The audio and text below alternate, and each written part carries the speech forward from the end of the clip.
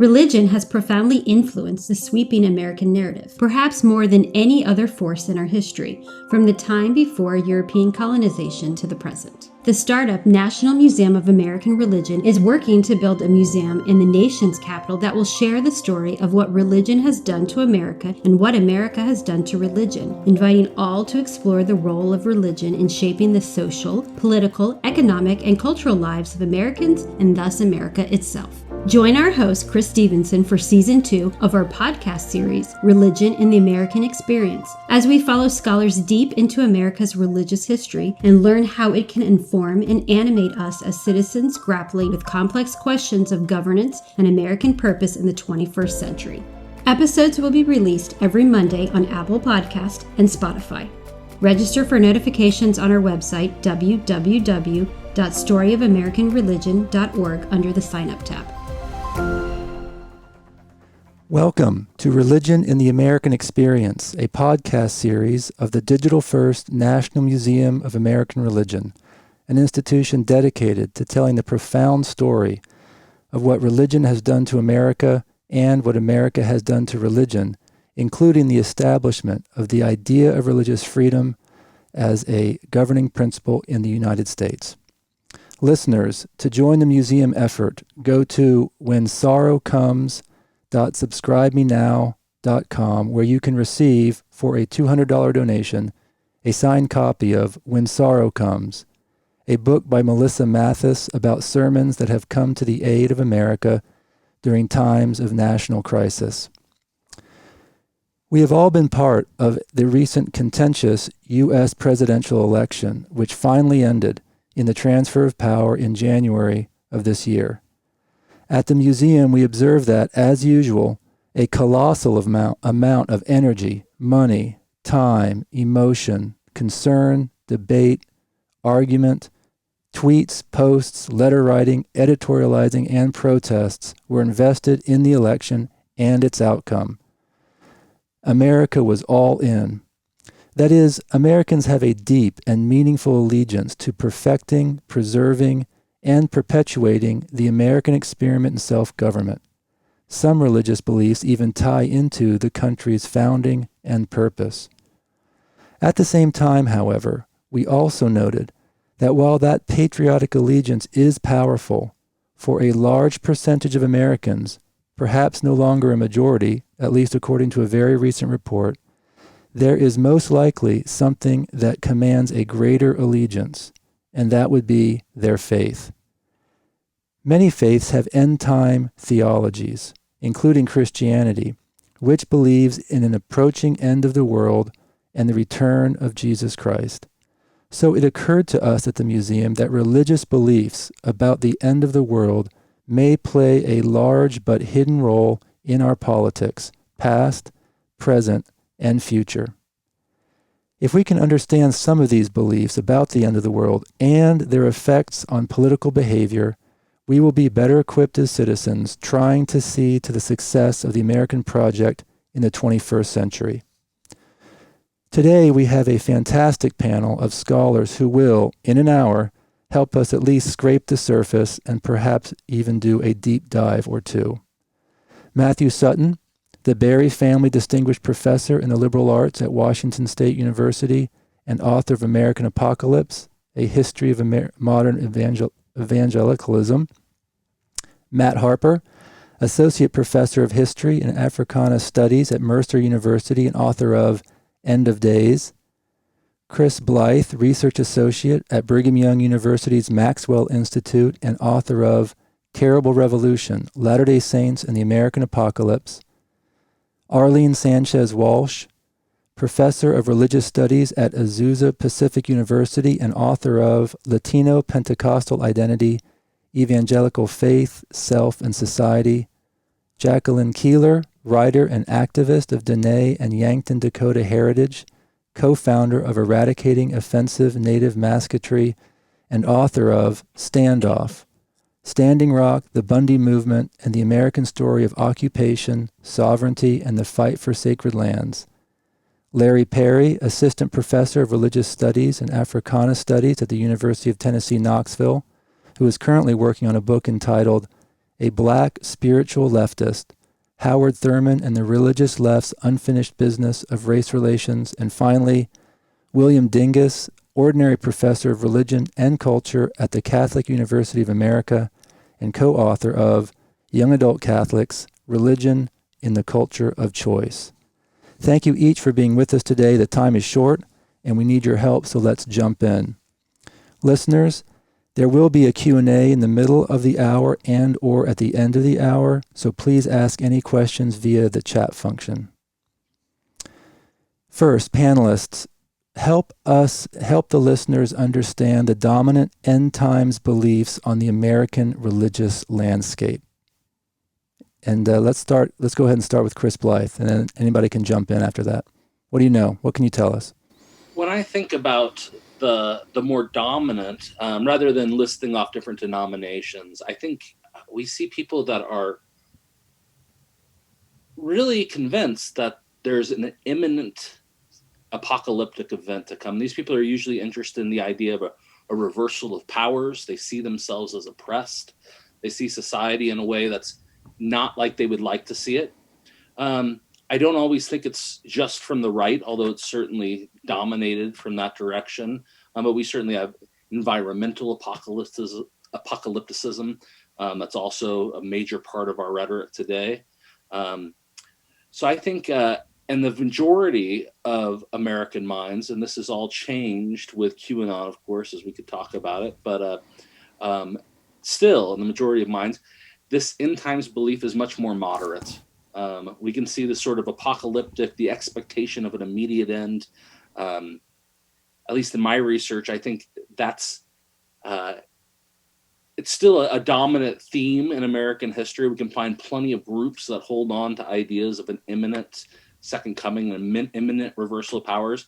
But I think it'd be interesting to chart from 1980 to the present and see how that sort of end times belief, whether people believe the second coming, I'm sure someone here has that research, whether the second coming will occur in their own lifetime or whatever apocalyptic event that might be.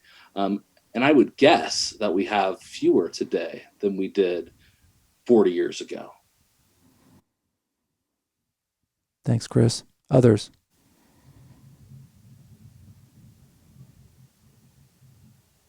Chime in, if that's okay. You bet, Arlene. Well, speaking just broadly about Pentecostals, they just love prophecy. Any kind of prophecy, personal. And prophecy, what I mean is somebody has this extraordinary knowledge, either about their own personal circumstance or about society in general. And then when you latch on to that idea, it's very, very hard to let go. It's a crucial part of the theology. It's a crucial part of who they are. And I think maybe throwing it to Matt Sutton, one of the key ideas is that outcomes don't matter. The fact that it never happens doesn't matter. It's more the expectation. Expectation is key. And that's a strain that goes throughout Pentecostals, whether you're talking about white, African-American, Latinos, at least from our research. It has different targets, but essentially the same idea that the end is coming. It's always been coming, and it doesn't matter that it doesn't come.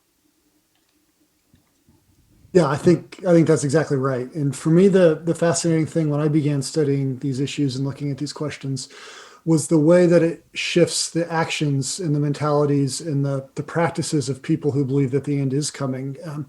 I think in the 1970s, 1980s, if you'd read the older literature, you would have seen that people who believed in kind of end of the world apocalyptic prophecy tended to be the least engaged in this world. They were the ones who buried their heads in the sand and were just waiting for Jesus to come back. But that wasn't the lived reality, right? We saw Jerry Falwell, who was organizing the moral majority while he was also preaching the second coming. And Billy Graham, same thing. And so that got me thinking about these questions. And what I discovered was that the people who are most eager to see the end of the world are the most active because they are so sure they have so little time and that Jesus is coming back and is going to judge them and is going to hold them accountable for their actions. And so instead of producing indifference, apocalyptic theology or apocalyptic beliefs produce more activism, more engagement, more effort to try to transform the culture. And for me, that makes them endlessly fascinating. Jacqueline, what can you share with us from the indigenous people's perspective on end-of-world beliefs? Yeah, can you hear me okay? I just switched to a different microphone. We can. Okay, great.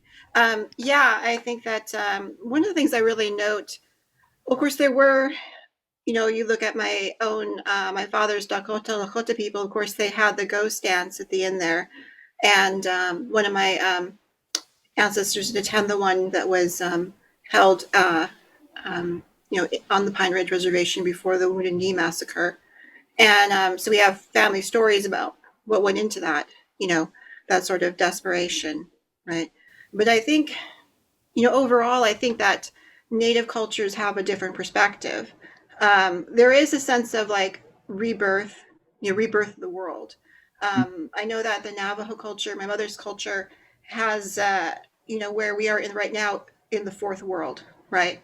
We emerged from the third world when it was flooded. When Coyote stole the water baby from the water monster, and we had to crawl through a reed and emerge into this world. And then the water was still following us, so then we had to force Coyote to return the water baby. And then we emerged in this world, the glittering world, right? And of course, that's a birth imagery, right, going through a canal. And then when we emerged into this world, we were greeted by the holy people, right? And they came and they pushed back the water, and then they brought us corn, nada, and all the things that we needed, the songs we needed to stay in harmony with everything around us. Hojo, Hojo Nestle. And the same thing with my father's people. When they became the people of the plains, they were they were made Dakota or Lakota when they met the white buffalo calf woman. She was a physical manifestation, a spiritual physical manifestation of the land itself. And they made an agreement with her, and they became a people of the Great Plains, right? And so with that agreement, there's a promise of accord, and in my book, Stand Up, I go into a great deal of detail comparing the origin or creation stories of a colonial people versus that of an indigenous people, and then the different outcomes that emerge from these origin stories, which I see as algorithmic agreements, and then you have outcomes, right? So I think that with most indigenous stories of creation and of there's a sense that harmony can be achieved in this world, that we were not sent here to be punished. This isn't some sort of punishment from God. This is a manifestation of harmony, and that we have a very workable place. I suppose my father's people turned to sort of this sort of end time sort of the ghost dance thing when it really seemed like that was not possible here. And of course, that is the imposition of colonial force. And of course, certainly in places like in Israel, with the ancient Hebrews, they were facing those same forces of colonial oppression, right, by an empire.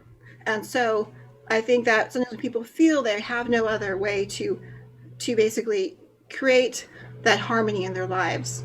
But then they, whether you're talking about peasants in Europe facing an overwhelming feudal force, right, overlord, they begin to turn to these sorts of religious ideologies. And so, I think though, but if you are a people, like an indigenous people, which I imagine the European people were, and I am of European, I'm 3/16 European, some French, German, and English. And so some of my ancestors definitely participated in those ancient ceremonies. And but it's I think that for indigenous people, there is this feeling that you can achieve harmony and balance, and you are a people who are in an agreement with the very essence of the land you live on, right? And so it has a different outcome. Okay, great. Important voice. Thank you for sharing that. Larry and Matt Harper, tell us about the Black Church and end time theologies. What do you know? Yeah, so Matt, you wanted to go or no? Okay. Follow you later. Yeah, so I think kind of end time theologies are kind of tied to, for the most part, for Black folks, a kind of social end time, right? We can see this as early as, the spirituals, though we do have like these kind of moves or desires, right, for this kind of heavenly hereafter. Mostly it's kind of tied to like these kind of these social ills, right? Calling for, lamenting, praying for, hoping for, right? Um, a kind for God to come in and work things out, for God to call and come and bring justice, right? So I mean, you kind of see this playing out. I'm more of a 20th century guy, Matt, so you can help me out a little bit.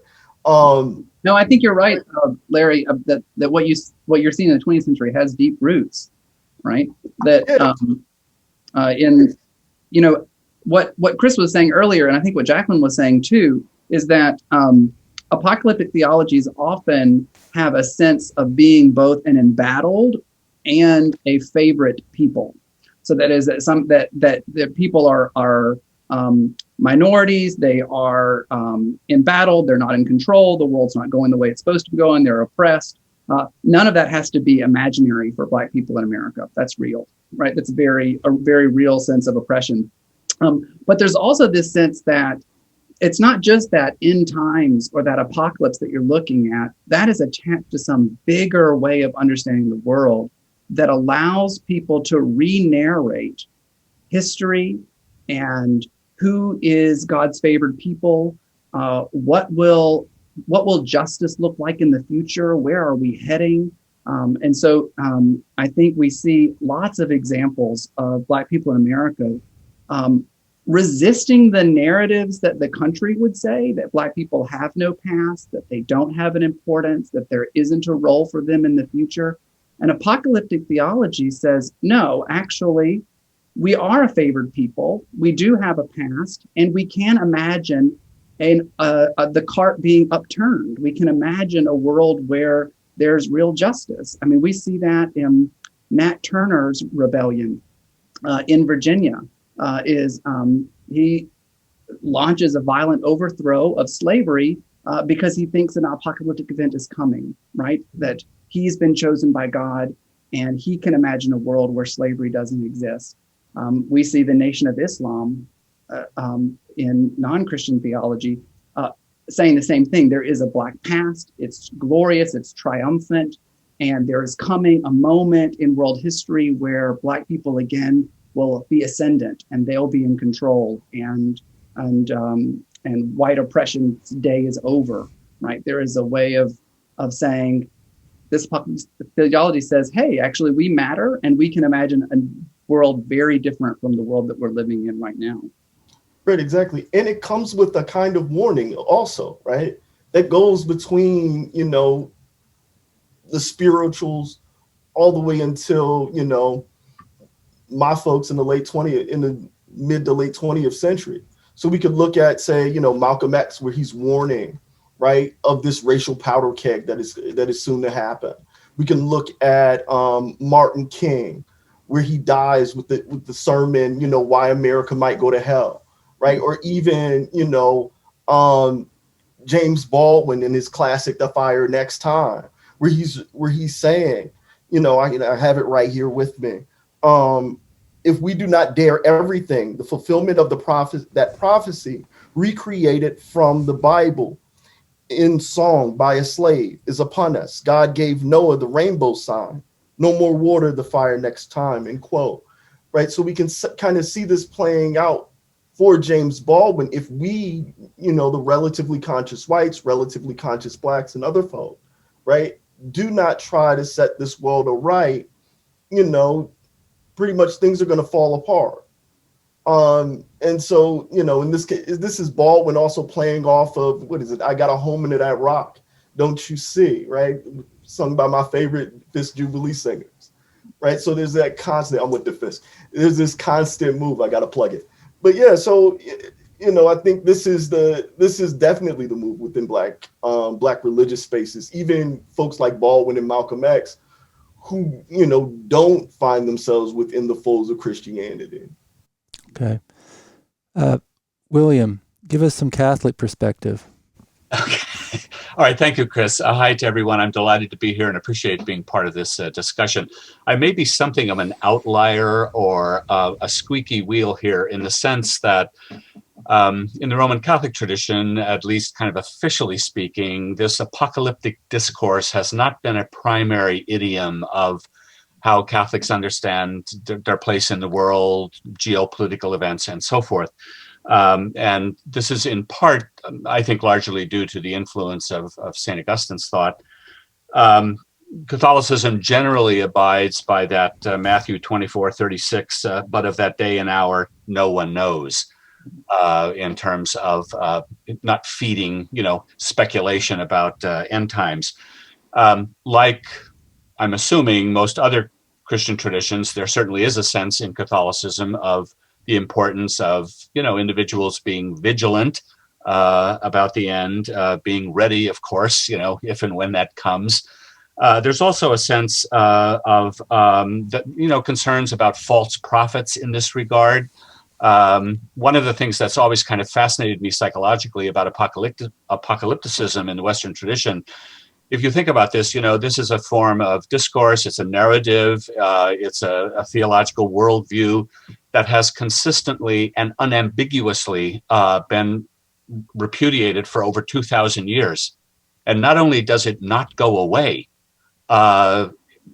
it can gain strength over time, which begs the question of what is so compelling about something that, a belief system that has been so consistently disconfirmed and yet does not go away, if you will.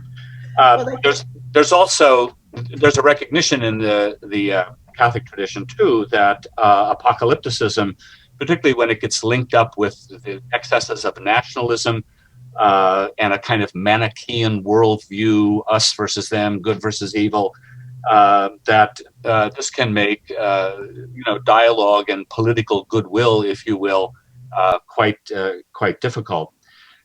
If we take the documents of Vatican II, and particularly a document that Pope St. John Paul II issued in conjunction with the Jubilee year 2000, this Tertio Millennio Adveniente. And you read these documents, you get a very strong sense of the importance, at least for Catholics, of cultivating the world, of engaging it, of transforming it, of attempting to redeem it, and so forth. The importance of building community, working for justice, struggling for peace, and so forth. One kind of motto associated with his thought was this: "Be not afraid." And it strikes me that fear is an integral kind of psychological component of apocalypticism. Now, having said this, that apocalypticism has not been a kind of a general Catholic thing, so to speak, in terms of specific end time speculation, that does not mean, of course, that these kinds of ideas have not manifested themselves within the Catholic tradition. They obviously have. And there are three particular venues in which within Catholicism you can see this bubbling up, if you will, of apocalyptic thought. And I can mention those later. But okay. So here I just say that I think Catholicism comes at this in a little bit different way. Thank you. Good voice to have. Jacqueline, did you want to say something, or Arlene? I heard someone. I guess what he's saying really does underline the idea that apocalyptic thinking is for the powerless. I mean, for so many centuries in Europe, the Roman Church was the inheritor of the power of the imperator, the Roman Empire, and so was not interested in change. That was not their interest, was maintaining the status quo. Thank you. And William, something you said reminded me of what Arlene said about these prophecies never being fulfilled for so long. Arlene's comment was, that doesn't matter, right? If it's a prophecy, that the outcome, I guess, is a minor thing. It's the prophecy itself that that has the power and continues and sort of independent of the outcome. Well, thank you. A little bit on that, Chris. Please, I think Chris Blythe and then Matt or both of you, whatever. I just wanted to underscore that. I really think that's an important point that Jacqueline made and William also.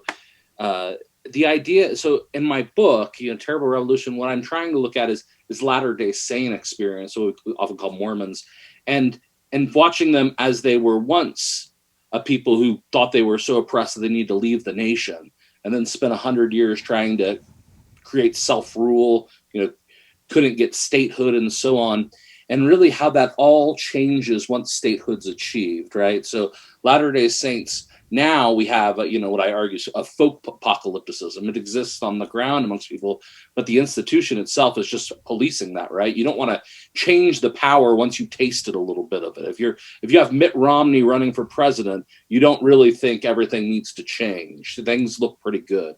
And as a result of that, the largest, I think there's more of what Arlene's talking about, certainly an idea of prophecy, but the idea of an apocalyptic, that reversal of power, would be very controversial to put forward, right? People would want to tamp that down for a more moderate millennialism. That's important. Thanks, Chris. Matt, did you want to say something? Yeah, Harper? I do agree with what the other panelists have said, that apocalyptic theology has a real amazing resilience and elasticity. It's flexible enough that it somehow can accommodate defeat after defeat, that the prophecies don't come true and somehow they can be revised. So the world's going to end in 1988. 1989, 1992. Those dates can be pushed back as the prophecies go unfilled. But some of these apocalyptic movements actually did see their prophecies come to pass. There are lots of prophetic voices in the Black tradition that prophesied the coming of the Civil War and emancipation in terms that eerily matched the actual historical conditions that came later on. People expecting there will be a dramatic moment in time and role reversal, people predicting it, and then emancipation came, and people who've been enslaved were sitting in the state legislatures 3 years later, right? There was this massive role reversal that took place. So sometimes these apocalyptic movements continue despite the prophecies not coming true, but sometimes these communities make prophecies that do actually become fulfilled in one way or the other. I would take something like what happened with the Branch Davidians as being a kind of a contemporary illustration of that in terms of, tragically and ironically, that in terms of government action and what happened there, that it really became a self-fulfilling prophecy for the Davidians. Okay, thank you. This frames the further discussion very well. Now I'd like to move for our listeners into how have these beliefs in end times affected American political behavior throughout our history? So I put that question out to the panelists. Can we get a few examples of that? 18th century, 19th century, into the 20th century, and then we'll move towards today. I can jump in on mid 20th century, but I think you wanted to start earlier, but sorry. No, that's fine. Yeah, for me, for the mostly white evangelicals that I've studied, they tend to believe if we're moving towards the end times, part of why they think we're moving towards the end times is they're seeing signs in national and especially in global events that are fulfilling biblical prophecy. And so they've kind of laid out a pretty specific scheme, and they laid it out in the 1870s, 1880s, and then they watch over time as these predictions are fulfilled, or at least as they see them fulfilled. And so what it does is it tells them as we're getting closer to the end times, you need to be aware of a series of things. And a couple of those, the most obvious ones are totalitarian leaders and global organizations, because both of those things are ultimately going to pave the way for the rise of the Antichrist. And so one of the things that kind of instigated my research at the very beginning, which I was doing in the Obama years, was I couldn't understand what it meant to be an evangelical and be against state healthcare. And then that drove me to realize the bigger problem is the state, that they're suspicious of, skeptical of the state. And so we can see this developing in the 1920s, 1930s, 1940s. And so I think part of what the Republican Party has done is that their rhetoric, their kind of anti-federal, anti-statist rhetoric appeals to evangelicals because evangelicals already have this preconceived idea that we should be suspicious of the state, that we're going to ultimately cede our power to some kind of overlords through the government. And so that has shaped their policies and their politics for 100 years now. I would like to comment on that because my book, Standoff, really looks very carefully at the Bundy family. And in my book, Standoff, I covered both the Bundy takeover of Malheur here in Oregon in 2016. And then I also covered the Dakota Access Pipeline, camp up in the Standing Rock Sioux Reservation, and where my family has historical ties. And but I really wanted to understand the Bundy family. I did a direct comparison philosophically and historically between the Bundys' philosophy, which they sort of have a book, if you can call that, called the Book of Nay, where it's sort of a philosophical sort of accumulation of a scrapbook of different things. And my grandmother's family's writing, a number of her family members are writers, have written for the last 100 years, kind of synthesizing their ideas about Dakota and Lakota culture and the American experience.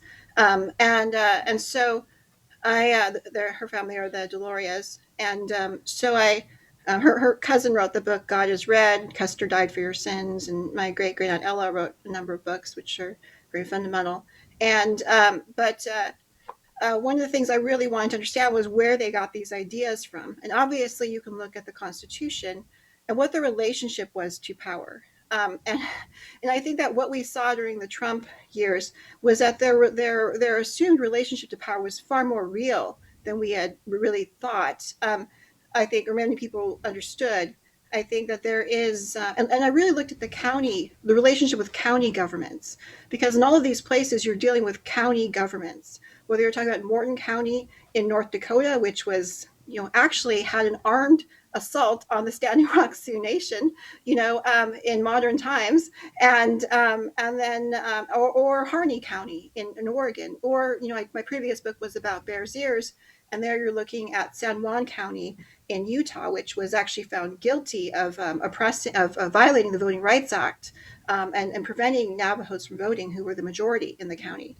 And I think that, and looking at the Mormon Church, at their their acquisition of land, of power, and then really tapping into the resources provided by the federal government at the county level.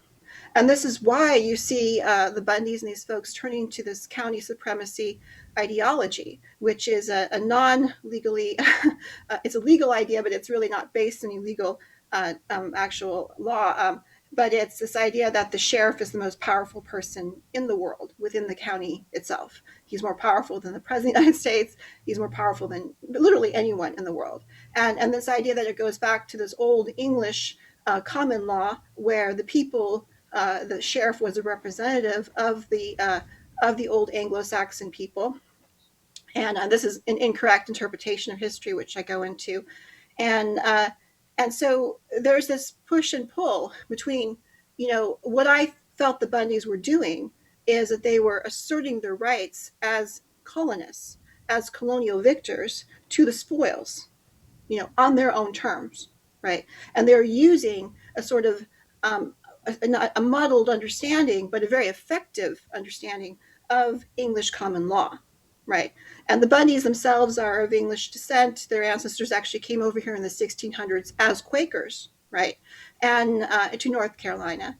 And the Bundy, the name itself, refers to a very old system where a man would give an oath, bind himself to a feudal leader, and get land in return, right? And then allegedly, under Norman rule, this actually became serfdom, where the Bundys were actually inherited with the land itself. They were actually part of the land, and so it refers to being a serf, right? Right. Which is a very different relationship to the land than what Indigenous people have, right? Right. And so it was very, I think that looking at that history, I really think a lot of what we're dealing with the these relationships we're seeing playing out today in the 21st century actually go to that time period of right before the English Civil War. And a lot of the language that they're using to describe their situation is coming from that really important period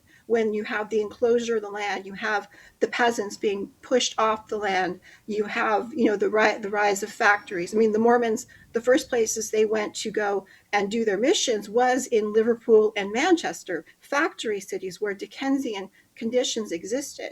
And I read the diaries of these saints, and they were starving to death, even though they were working full time. So it was a really interesting push and pull of a landless people.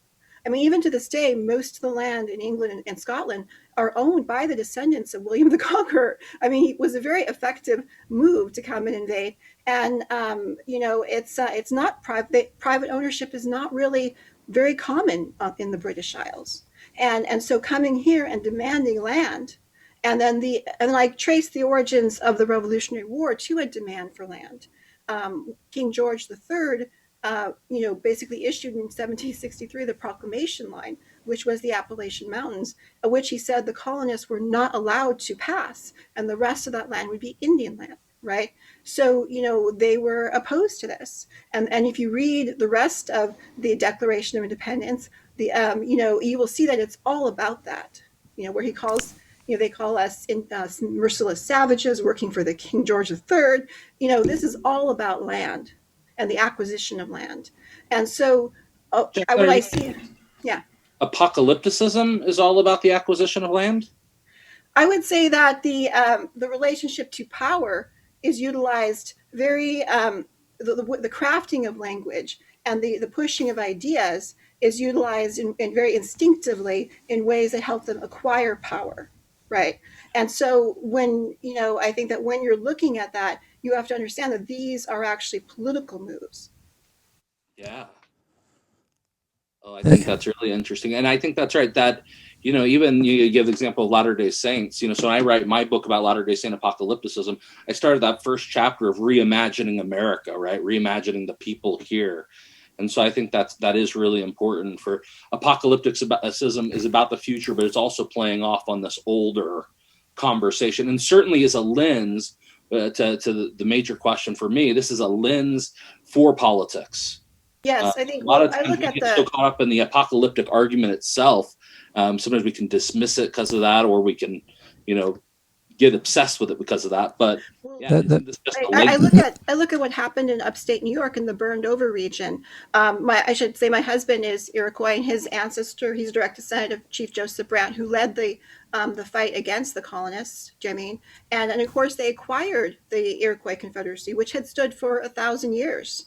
And so when you see these folks coming in there, you will see that when you read what their reactions were, was they were shocked because what this was evidence of was of a civilization that existed that was not in the Bible, a very ancient civilization that they could see all around them. Do you know what I mean? That had existed, and it was a very challenging moment for them, because it challenged their very idea of the cosmos, right? And so you get this sort of religious reaction to it. They're in the wilderness, literally, you know what I mean? And but also, I was actually just doing research the other day, looking at John Dee, because I was really surprised to notice that John Dee was using many of the same techniques as Joseph Smith had used. And what I found was that there was this huge connection to Dartmouth College, of which is my alma mater. And apparently Joseph Smith's relative was one of the first professors there, John Smith. And if you look at his actual, what he was teaching there, it was they have some of the alumni had done a 20-point sort of take of his lectures and stuff. And it was almost exactly what came out of the Joseph Smith's work. It's almost the exact same ideology. And so, which was being created at Dartmouth College. Because I had sort of assumed that this was a folk magic sort of, these were poor people who were, they were importing folk magic from their own countries. And, but apparently, no, it's actually sort of a remnant of the Renaissance understanding of that sort of middle ground between, studying angels, and also understanding science. Jacqueline, let me ask a question here to the broader group. In the 20th century, I read about a lot about premillennialism and post-millennialism. and what that drove in the public square, what that drove people to do. Who here in the panel can help our listeners understand these concepts of premillennialism and postmillennialism and what that did to American politics in the 20th century? I think that will help us. Yeah, I'm happy to take a stab at it if anybody wants to jump in. So premillennial and postmillennial are about the dating of an apocalyptic event.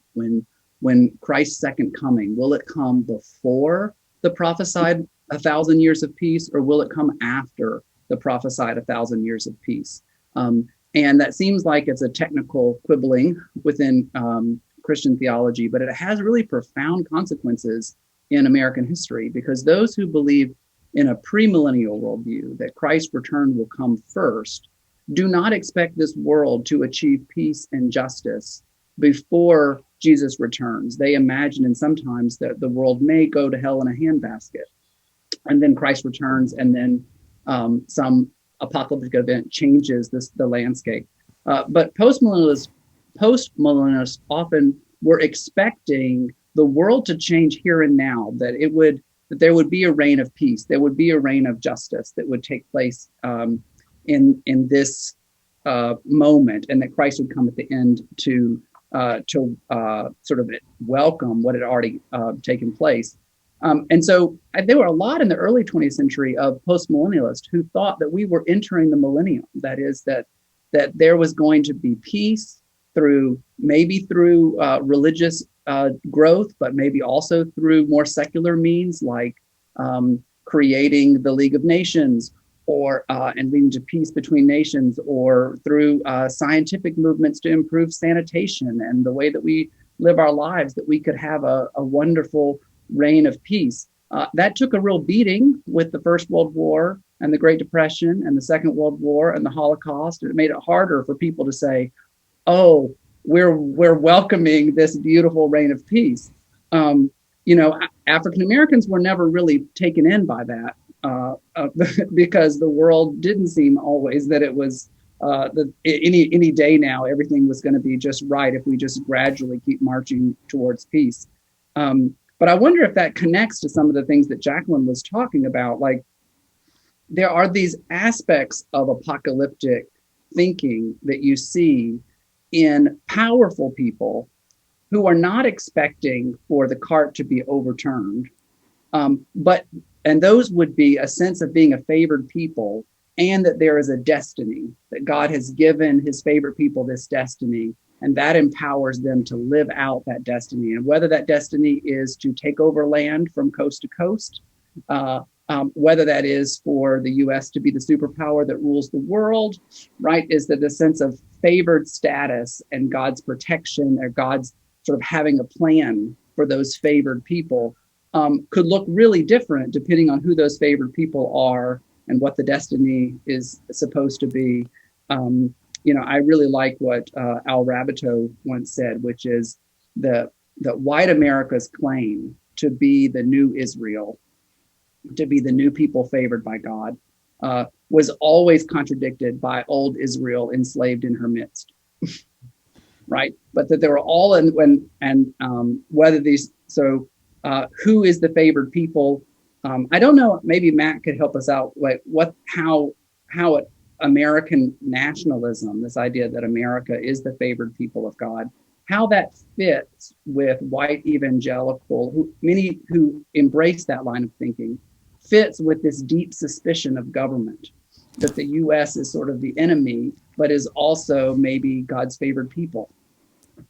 Matt, do you want to? I love all the contradictions with these folks, but that shift happened for them during World War II, that they were very anti-nationalist in World War I, and in the 1920s, they thought Wilson's crusade to make the world safe for democracy was a joke.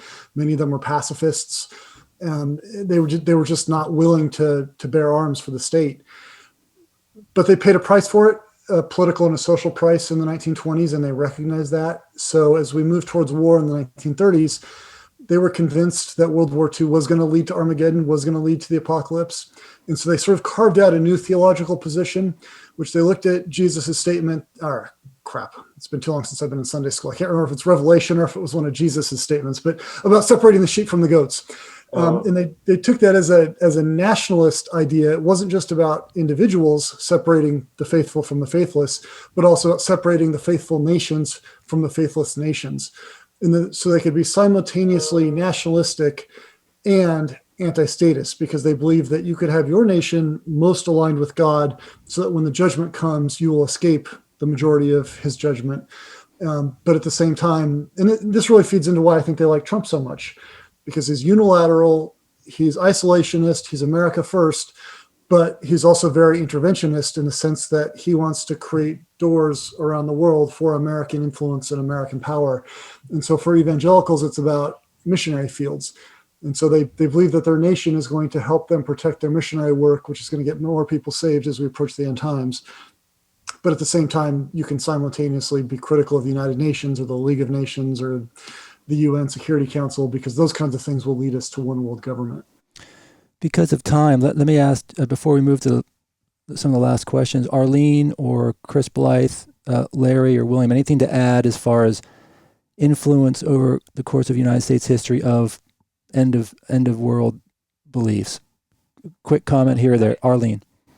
Yeah, just real quick, just to dovetail on what Matt said, most of Trump's inner circle, while they were white evangelicals, a lot of them were Pentecostal. His most influential, the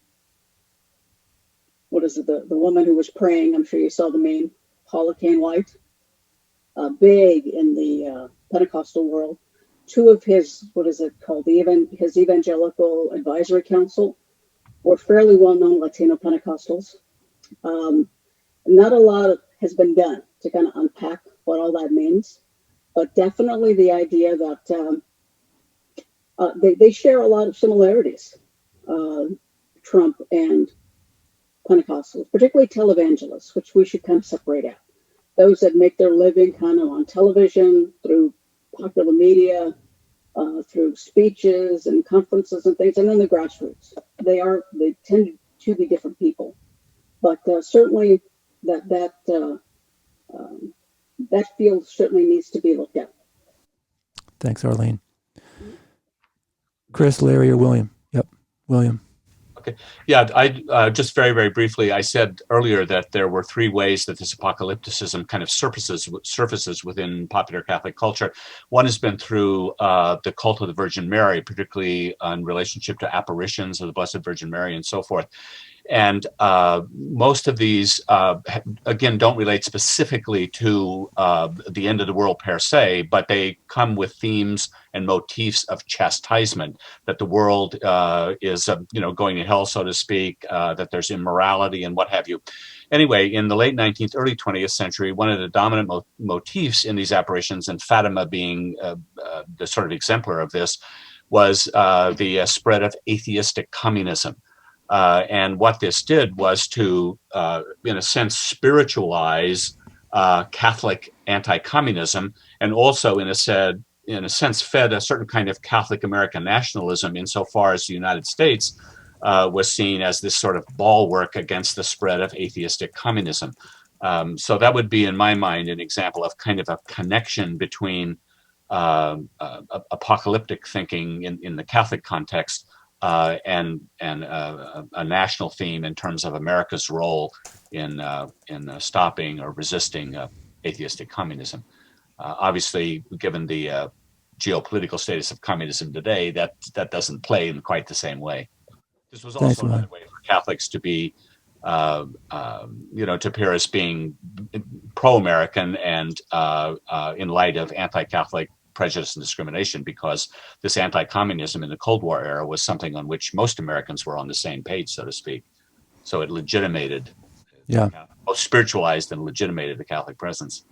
Thanks, William. Larry, anything to add before we move to I think that, with the presidency of Obama, I think a lot of white folks had a kind of apocalyptic, if it wasn't, religious, it was certainly the sacredness of whiteness, right? And it's the kind of concern that, I've never seen so many, newspapers and magazines that had, who are we now? Who do we take ourselves to be now that our face is black?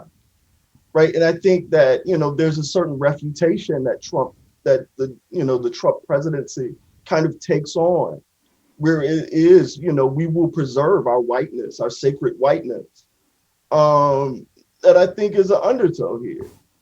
Yeah. Okay. Thanks, Larry. I want to get to the last, jumping to the last question, the most important thing, and we don't have too much time because we also have at least one question from an attendee that I want to get to. But what I want the panelists to talk about here is, how are American religious beliefs about the end times influencing politics today, influencing American political behavior today? I know we mentioned a few minutes ago, early in the hour, that it's waned since the 20th century, even the beginning of the 21st century. But what does it look like? What do those beliefs, how are they acting on the political stage in America? Chris Blythe, I'm going to start with you. Give us some wisdom here. I think absolutely when we look at major protests today, QAnon, the events at the end of President Trump's presidency, all of that has an apocalyptic backbone to it. And the religious language has largely been removed, but not entirely. Certainly the conflict between a good and an evil, the idea that there's a sort of messianic figure that's going to overturn negative elements of our society, that there's a conspiracy going through it, is all playing out, and it's united a lot of a particular right-wing American. On the other side, it's also provided a lens for others to dismiss them. And they're, of course, doing that to themselves at some level here in the language of conspiracy. But it's really, it's an example to me of how this apocalyptic has worked in, of just how polarized America is. And language, the metaphor, the religion of it, is just a way of expressing that polarization. I think that's really an excellent point. And I mean, we are seeing apocalyptic responses right now politically, which of course are tied to QAnon and to the idea that Trump is the savior. And I think that less people are simply marginalizing that sort of thing because of what happened at the Capitol in January, where they actually, stormed the Capitol. It happened actually in late December here in Oregon as well. The Salem Capitol was also entered by armed right-wing folks, and I think it's becoming more and more pressing, which is why I think when I worked on Standoff, I really looked at how do we bridge that gap, and by looking at the history and how these different things came together, I think it's more pressing than ever. Thanks, Jacqueline. You're right. I agree with Chris. I mean, in the sense of the religious sort of backbone of conspiracy theories, but in my own mind, I'm more convinced that that conspiracy theories, all of which are not religious in overtone, but that these in some ways play a more central role these days than traditional, theological or religious inspired apocalypticism. I mean, my own sense of the Catholics that were storming the Capitol were down there. I suspect, more of them were motivated by conspiracy theory than they were by anything having to do with theological apocalypticism. I think that apocalypticism has become more secularized, if you will, or untethered from conventional theological formulas and what have you. They haven't completely disappeared, obviously, but there is a deep Christian element, though, and certainly the right-wing militia here in the Pacific Northwest are deeply tied to right-wing Christian groups that are around up north of Spokane, so. Sure. Right, they're waving the flag, Jesus 2020, for a reason. Yeah. Right, throughout the riot on January 6th. Right. We're dressing up as Book of Mormon figures. Oh, yeah. That was amazing. Yeah, wasn't there a priest who was exercising? Who Yes. got in trouble? Yeah. Oh, yeah, they did that. Well, the Catholic Church did an exorcism here in Portland, marching through the streets and exorcising the Black Lives Matter protest area. Oh. Let me, before we move to the question from one of our listeners, Matt, either Matt or Arlene, or Larry, anything to add to end of world beliefs in 2021 and their effect on politics? Okay. I would just say that it'll be interesting to see what a Democratic administration does if this kind of reinvigorates at least the evangelical and the more conservative Mormon apocalyptic beliefs. Because I've seen over the 20th century, there's a cycle with more liberal presidencies. There tends to be an upsurge in apocalyptic thinking. So I'm expecting that to happen, but hoping I'm wrong. Does this, before I get to this question, what does this do? How do others in the world view America in this sense? That is, we're a superpower, we're a first world country, we're very religious compared to others. We have some of these religious beliefs that seem outside of, outside of the box, if you will, end of world beliefs. They still hold some sway here. Any thoughts, any research, any understanding of how others throughout the world view America in this way?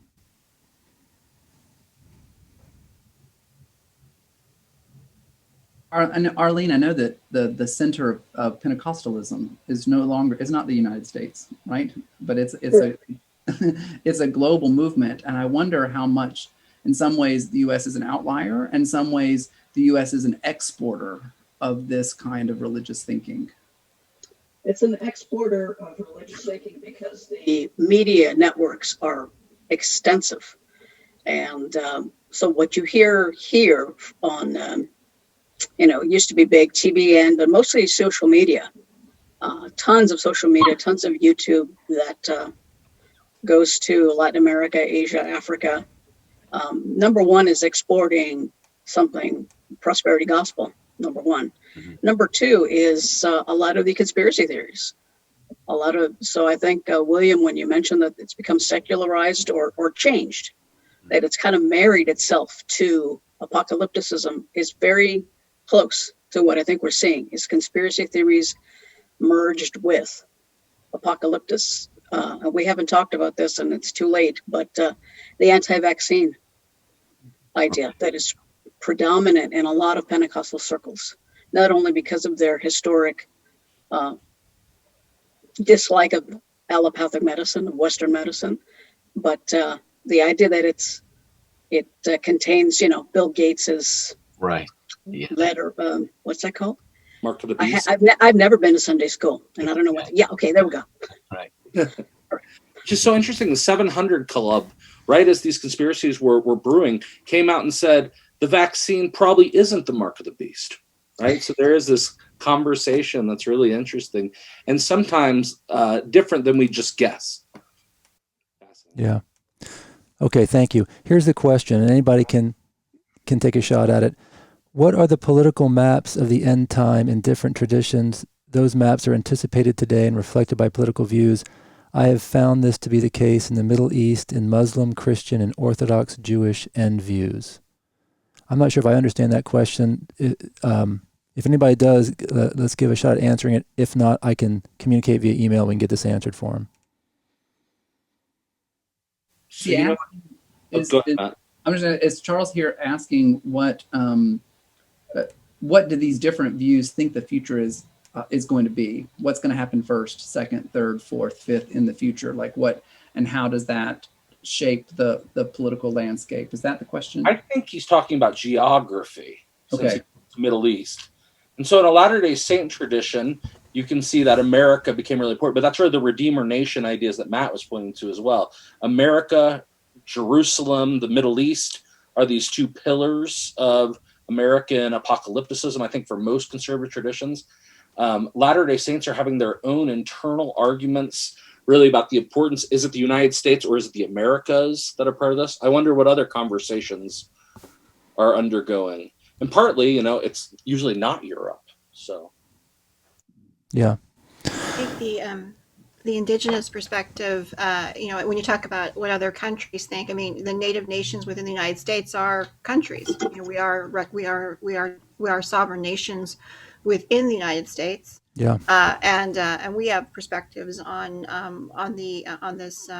this phenomenon of end times ideology. Of course, some Native citizens are Christians as well. And but we do feel like, of course, looking at it from the climate change issue, that it is greatly threatened. I also live here in the Pacific Northwest, where we have Hanford, which is the most polluted place in this hemisphere. And I know that it's quite dangerous. I mean, even a small amount of the waste there could literally wipe out most of the population of this hemisphere. It's if it's distributed properly or improperly, and yet it's something that we seem to be unable to get our minds around, right? And yet it's a very serious issue, and really threatens everyone here. Thank you. Larry, I see Matt asked you if you wanted to answer anything about the geography for Black religious movements. Any thoughts there? I'm Maybe. thinking historically, Larry, about the way the role that Africa plays in the political imagination for Black religious movements. Back to Africa movements start in the 18th century. They're all throughout the 19th century. They're central to Garvey's movement in the 20th century. One faith, one God, one destiny, and that destiny is centered in a political state that will be in Africa. Is there still a geography that matters for Black religious movements that would that take Black religious thinkers outside of the United States, or imagine? I would say maybe the Hebrew Israelites, right? I mean, I think that's the closest thing to like a 21st century, late 20th century group. But outside of them, I'm racking my brain. I can't think of anything offhand. Yeah. But I mean, they're making major, one of my future colleagues, she just got hired at UT, is actually working on this and talks about their presence in Israel and a few other spaces, but in South Africa as well. But yeah, no other major movement I can think of offhand. Thanks, Larry. One thing I think is the internal. So 5%ers speak about parts of New York with languages Medina and Mecca, right? And so I wonder if we could find more. But it's all new religious movements, right? It's not the larger. Well, we're at the top of the hour. We have been listening to Matthew Sutton, author of American Apocalypse, Matt Harper, author of End of Days, Christopher Blythe, author of Terrible Revolution, Latter-day Saints and the American Apocalypse, Arlene Sanchez Walsh, author of Latino Pentecostal Identity, Evangelical Faith, Self and Society, Jacqueline Keeler, author of Standoff, Standing Rock, The Bundy Movement, and the American Story of Occupation, Sovereignty, and the Fight for Sacred Lands, Larry Perry, author of the forthcoming book, A Black Spiritual Leftist, Howard Thurman and the Religious Left's Unfinished Business of Race Relations, and William Dingus, author of Young Adult Catholics, Religion in the Culture of Choice. The startup Digital First National Museum of American Religion is both a place of convening for discussions about current national issues where religion or the idea of religious freedom is in play, as we are doing today, and the nationally recognized center for presenting, interpreting, and educating the public about what religion has done to America and what America has done to religion, including the establishment of the revolutionary and indispensable idea of religious freedom as a governing principle. Listeners, once again, to join the museum effort, please go to whensorrowcomes.subscribemenow.com, where you can, for a $200 donation, receive a signed copy of When Sorrow Comes, a book by Melissa Mathis about sermons that have come to the aid of America during times of national crisis. Jacqueline, Chris, Matt, Sutton, Matt Harper, William, Larry, and Arlene, thank you so very much for being with us today. You have supplied all of us with information that will help us in the coming days participate with more success in the public square, and at the same time you have helped us better understand what religion has done to America and what America has done to religion. Thank you very much for your time and your expertise today. Thank you, Chris. Thank you. Thank you. Bless you, everyone. Take care. Stay safe.